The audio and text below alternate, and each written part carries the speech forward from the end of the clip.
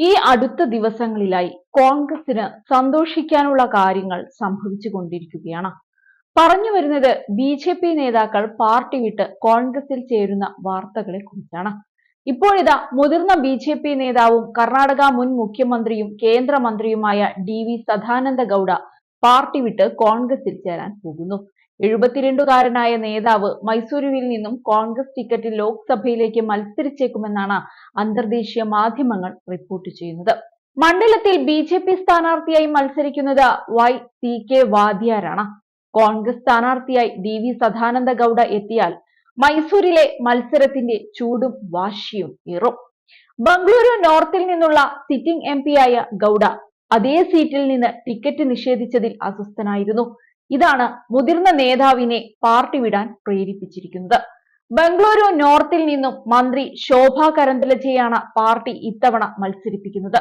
2 ദിവസം മുൻപ് ശോഭാ കരന്ദലജെ സദാനന്ദ ഗൗഡ കാണുകയും കാലിൽ തൊട്ട് അനുഗ്രഹം വാങ്ങുകയും ചെയ്തിരുന്നു. വൊക്കലിംഗ സമുദായാംഗമായ ഗൗഡ റെയിൽവേ, നിയമം എന്നീ വകുപ്പുകളുടെ ചുമതലയായിരുന്നു കേന്ദ്രത്തിൽ വഹിച്ചിരുന്നത്.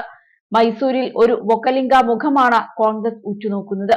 ഈ സാഹചര്യത്തിൽ കർണാടക കെ.പി.സി.സി. President DK. ശിവകുമാറും മറ്റ് നേതാക്കളും ഗൗഡയുമായി ബന്ധപ്പെട്ടതായാണ് സൂചന. പാർട്ടി ടിക്കറ്റ് നിഷേധിച്ചതിനെ തുടർന്ന് മുൻ മുഖ്യമന്ത്രി ജഗദീഷ് ഷെട്ടറും കഴിഞ്ഞ വർഷം നിയമസഭാ തെരഞ്ഞെടുപ്പിൽ നിന്ന് രാജിവെച്ചിരുന്നു.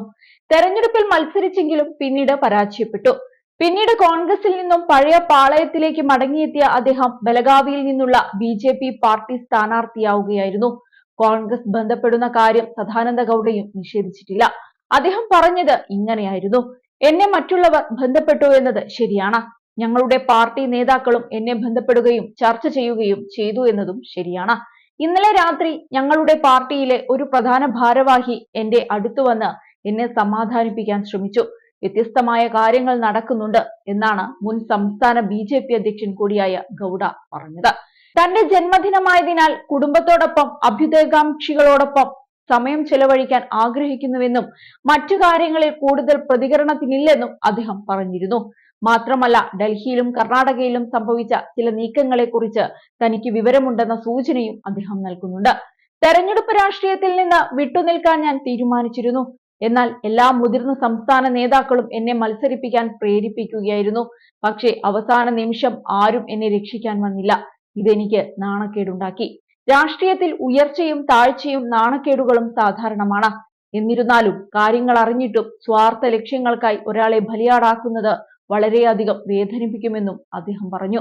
ബി.ജെ.പി. കർണാടകയിൽ ഏറെ വ്യത്യസ്തമുള്ള പാർട്ടിയാണെന്നും ഇത് എന്നെ വേദനിപ്പിച്ചുവെന്നും താൻ അതിനെക്കുറിച്ച് സംസാരിക്കുമെന്നും അദ്ദേഹം കൂട്ടിച്ചേർത്തു. ഏതായാലും ബി.ജെ.പിയിലേക്ക് ചാടിയവരൊക്കെ ഇതേ അഭിപ്രായവുമായി കോൺഗ്രസിലേക്ക് എത്തുമെന്ന കാര്യം ഉറപ്പായി കഴിഞ്ഞു.